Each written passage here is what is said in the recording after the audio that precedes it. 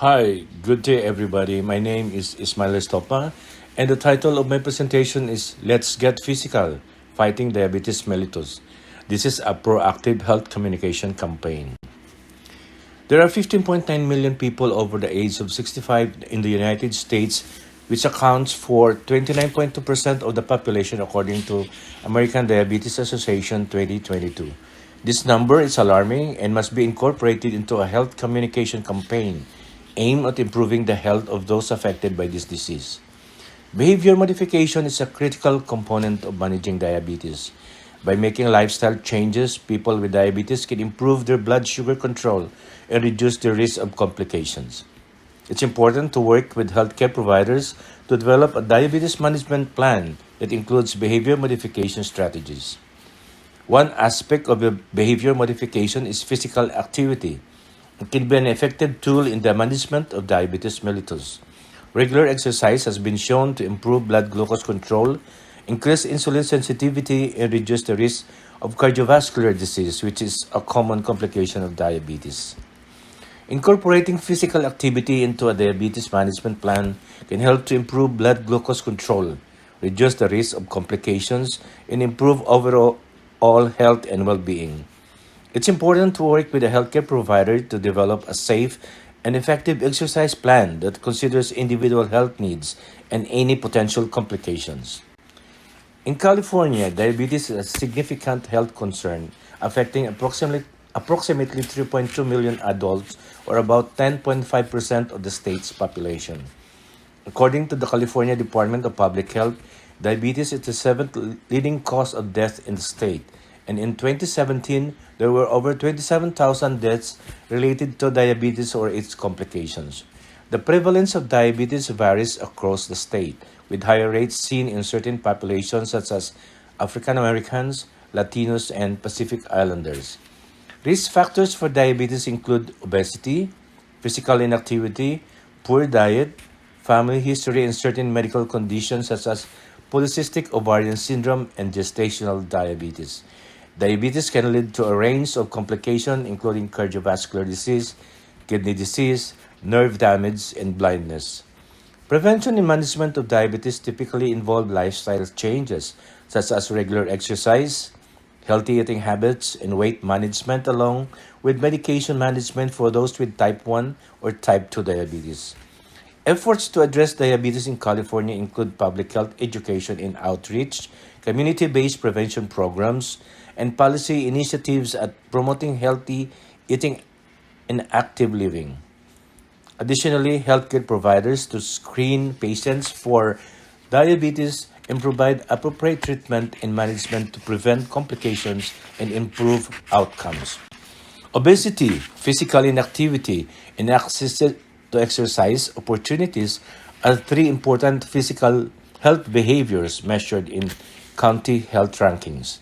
These measurements describe the state of a country's profile in terms of diet and exercise as part of the health factors variables for ranking health. Obesity, a proxy for poor diet and inactivity, is a highly reliable indicator. Obesity increases the risk of coronary artery disease, type 2 diabetes, cancer, hypertension, dyslipidemia, stroke, liver and gallbladder disease, sleep apnea, and respiratory conditions such as asthma, osteoarthritis, and poor health status, according to county health rankings. In the state of California, 26% of adults had a body mass index of 30 or higher. This represented anywhere between 16 and 38% of the adult population of the state, depending on the county. Independent of obesity, a number of diseases, including type 2 diabetes, cancer, stroke, hypertension, cardiovascular disease, and premature mortality, have been linked to decreased physical activity. There is a correlation between physical inactivity and the cost of treating circulatory disorders at the county level. Individual behavior and social factors such as access to infrastructure, spending on leisure activities, and poverty are associated with physical inactivity. 22% of adults in California reported that they did not engage in any form of physical activity outside of the workplace. Depending on the county, this ranges anywhere from 17 to 32% of the state adult population. Physical activity, regardless of obesity, lowers the risk of type 2 diabetes, cancer, stroke, hypertension, cardiovascular disease, and premature death. The built environment encourages physical activity. Living near sidewalks, parks, and gyms promotes physical activity. In California, residents had a 93% chance of living within 3 miles of a park or other recreational facility. Depending on the county, this ranges anywhere from 7% to 100% of the state's population. This campaign raises awareness of the need to address these important health indicators in California. This campaign will act as a call to action for people in organizations to take advantage of the county's facilities by starting programs that encourage an active lifestyle through physical activity in light of the current obesity and physical inactivity rates. Behavior modification is a psychological approach that aims to change or modify behavior through the use of various techniques and principles. The theory of behavior modification is based on the idea that behavior is learned and can be changed by modifying the environment and the consequences of behavior. The principles of behavior modifications are derived from the field of operant conditioning, which was first developed by psychologist B.F. Skinner.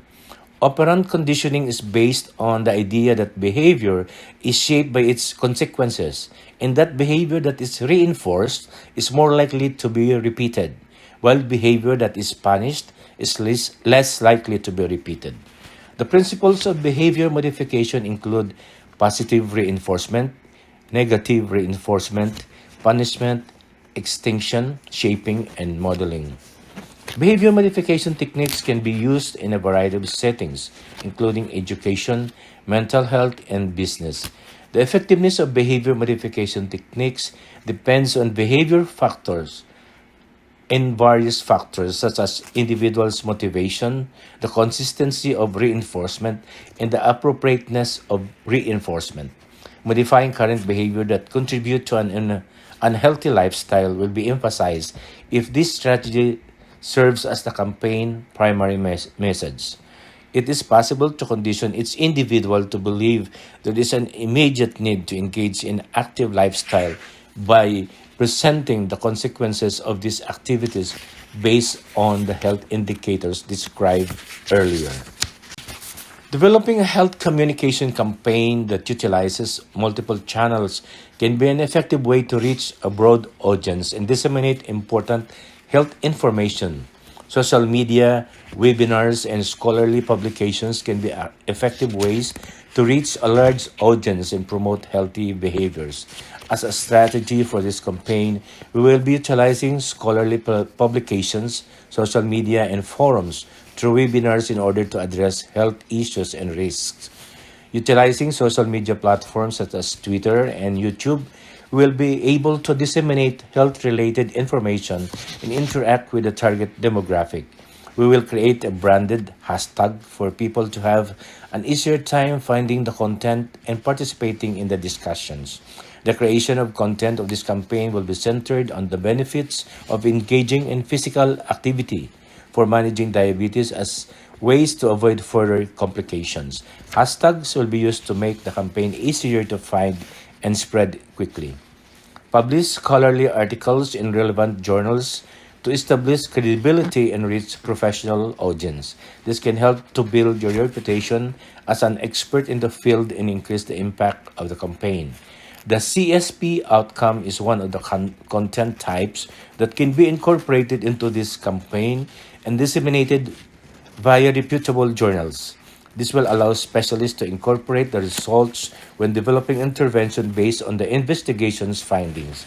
Organizing webinars related to campaign provides more in-depth information and allows you to directly engage with the audience. However, in order to increase attendance, these webinars must be promoted via social media and other channels. The direct messaging provided by webinars ensures that the message is delivered to the intended audience. This is health communication campaigns plan collateral as my contribution to the advocacy. The collateral consists of an infographic poster that illustrates ways to incorporate physical activity into daily routines. This focuses on how to incorporate physical activity into the daily routines of people who have diabetes mellitus or at risk of developing the disease. Let's get physical. Fighting Diabetes Mellitus is the campaign's name. This campaign includes instructions on how to begin behavior modification by engaging in physical activities such as walking and jogging. As stated in the previous slide, the strategy is to use social media to raise awareness while also considering highly technical and scientific approaches such as submission to scholarly publications and webinars. There are two actual multimedia approaches for health communication campaign. An actual webinar was initiated by National Council for Aging on February 28, which includes a discussion on the remote implementation of care plans. Moving ahead is a publication that features best practices in community-based physical activities by the Prevention Research Center Health Agency Research Network. Enhanced Fitness is a program that helps older adults of varying levels of physical fitness live lives that are more energetic, independent, and active using evidence-based group exercise and falls prevention. Twitter is one of the social media platforms that this organization has adopted as part of its social media strategy. They conduct their information drive using this platform, which allows for the effective communication of updates, events, and other information concerning health and wellness. Last but not the least, the Centers for Disease Control and Prevention produced several informative videos on topic of lifestyle changes. This campaign is being disseminated via the company's YouTube page, which is one of the most widely used social media platforms in use today. That ends my presentation, and thank you for listening. And these are my references.